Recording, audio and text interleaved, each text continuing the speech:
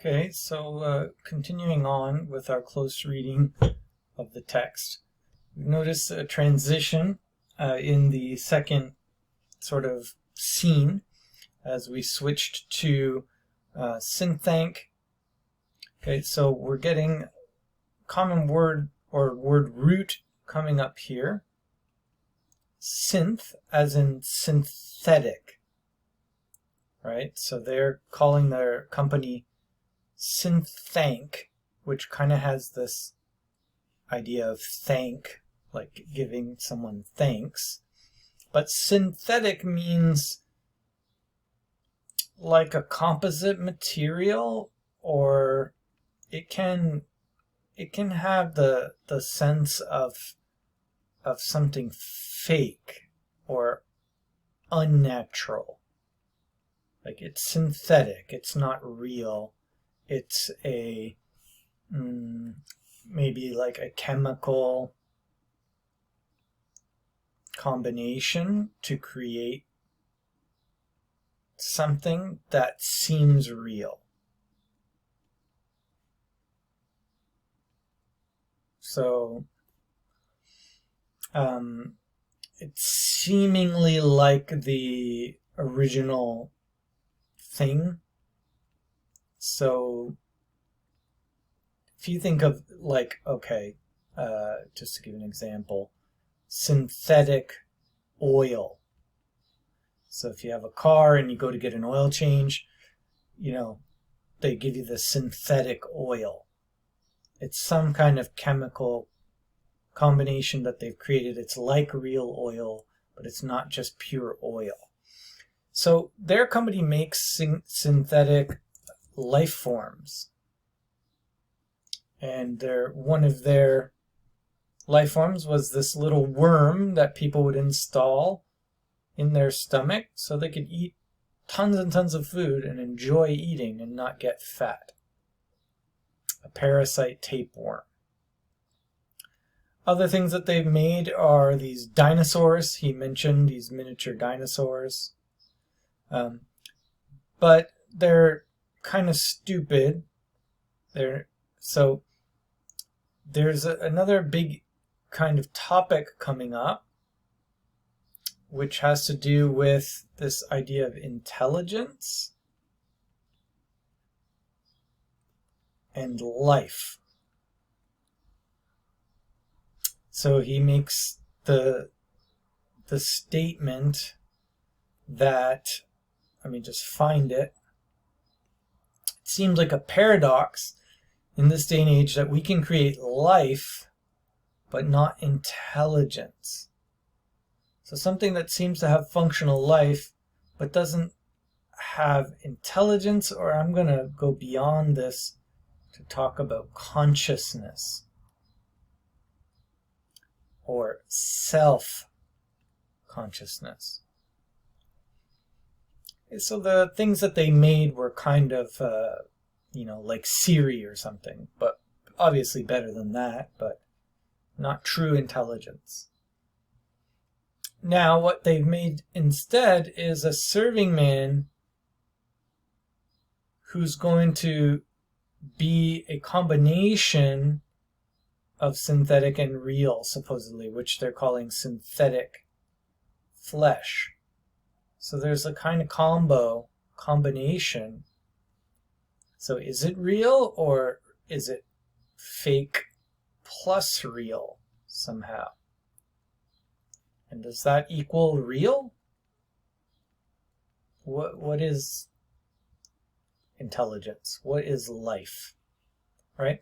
Core ideas for the text that we're going to see building. Okay, David sat. So changing scenes again. We're back to David and Monica and the home.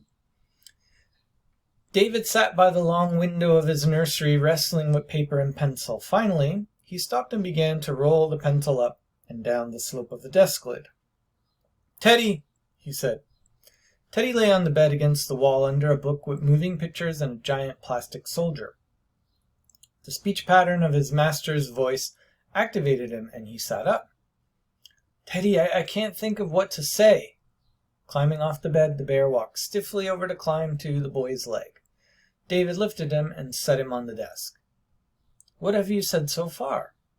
"I've said," he picked up his letter and stared hard at it. "I've said, 'Dear Mummy, I hope you're well just now. I love you.'" There was a long silence until the bear said, "That sounds fine. Go downstairs and give it to her." Another long silence. "It isn't quite right. She won't understand." Inside the bear, a small computer worked through its program of possibilities. "Why not do it again in crayon?" When David did not answer, the bear repeated his suggestion. "Why not do it again in crayon?" David was staring out the window. "Teddy, you know what I was thinking? How do you tell what are real things from what aren't real things?" The bear shuffled its alternatives. "Real things are good. I wonder if time is good. I don't think Mummy likes time very much. The other day, lots of days ago, she said that time went by her. Is time real, Teddy?" "Clocks tell the time. Clocks are real. Mummy has clocks, so she must like them. She has a clock on her wrist next to her dial." David started to draw a jumbo jet on the back of his letter. "You and I are real, Teddy, aren't we?" The bear's eyes regarded the boy unflinchingly. "You and I are real, David." It specialized in comfort. All right, what is going on here? We have this topic coming up about real versus fake in a sense as to what is real, okay? And it has to do with identity as well. In this case, David's identity, and we have a contrast between Teddy and David. Okay, so the Teddy, obviously his name is Teddy, he's a little bear, electronic bear. And then there's David, a young boy figure. Now, David is showing this kind of thoughtfulness, and he is concerned about writing this letter. And what does he say in the letter? It's about love, right? We talked about that earlier. And he's showing this uncertainty, okay, about communication and love. He wants to communicate to Monica his love through this letter, but he's uncertain. He's trying to figure it out, how to express his feelings. The bear, in a very simple way, it just has a small computer in its brain. It just, shuffles through the alternatives and doesn't really understand what David is asking about. David is asking about the nature of reality. What is real? And the bear's like, "Oh, clocks tell the time. Clocks are real. Mummy has clocks, so she must like them." It doesn't understand.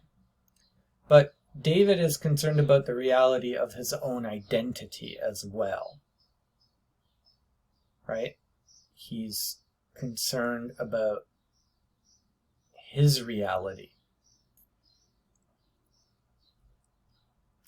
Okay, so there's some, self-reflection going on here.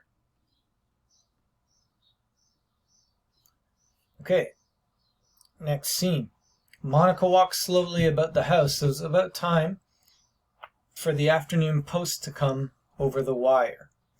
She punched the post office number on the dial on her wrist, but nothing came through. A few minutes more. So she's checking the mail, but electronically. She could take up her painting, or she could dial her friends, or she could wait for Henry to come home, or she could go and play with David. She walked out into the hall to the bottom of the stairs. David! No answer. She called again and a third time. Teddy! She called in sharper tones. Yes, Mummy? After a moment's pause, Teddy's head of golden fur appeared at the top of the stairs. Is David in his room, Teddy? David went into the garden, Mummy. Come down here, Teddy. She stood impassively watching the little furry figure as it climbed down from step to step on its stubby limbs. When it reached the bottom, she picked it up and carried it into the living room. It lay unmoving in her arms, staring up at her. She could feel just the slightest vibration from its motor. Stand there, Teddy. I want to talk to you. She set him down on a tabletop, and he stood as she requested, arms set forward and open in the eternal gesture of embrace. Teddy, did David tell you to tell me he had gone into the garden? The circuits of the bear's brain were too simple for artifice. Yes, Mummy. So you lied to me? Yes, Mummy. Stop calling me Mummy. Why is David avoiding me? He's not afraid of me, is he? No, he loves you. Why can't we communicate? David's upstairs. The answer stopped her dead. Why waste time talking to this machine? Why not simply go upstairs and scoop David into her arms and talk to him as a loving mother should to a loving son? She heard the sheer weight of silence in the house, with a different quality of silence pouring out of every room. On the upper landing, something was moving very silently. David, trying to hide away from her. All right, so a couple things to note here. Teddy calls her Mummy, and she says, stop calling me Mummy. Also, there's lying and hiding and deception going on with David and Teddy. So something's wrong. David is avoiding his mom. Avoids plus lies plus hides. Okay, so there's some kind of a nervous fear or anxiety that he's experiencing concerning Monica. She is also struggling. She's fighting with herself, right? Like, why shouldn't she go and, embrace him, etc. But this kind of deception shows real intelligence, because David has told Teddy to lie on his behalf, right? So there's clear kind of planning going on. But Teddy's very simple. He can't really lie. If he's asked a direct question again about the lie, he's too simple for artifice. That means lying. So something strange going on here. All right, but I want you to remember how Teddy calls her Mummy.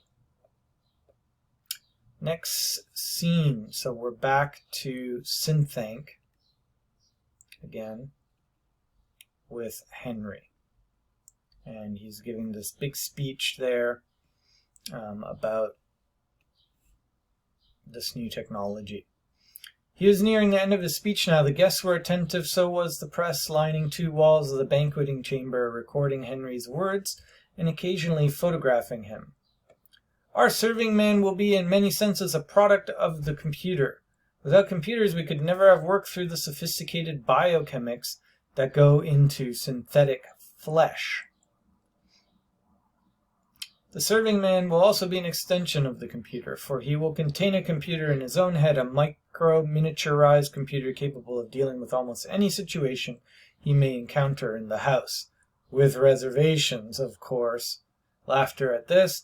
Many of those present knew the heated debate that had engulfed the Synthank boardroom before the decision had finally been taken to leave the serving man neuter under his flawless uniform. We'll come back to this in the next video.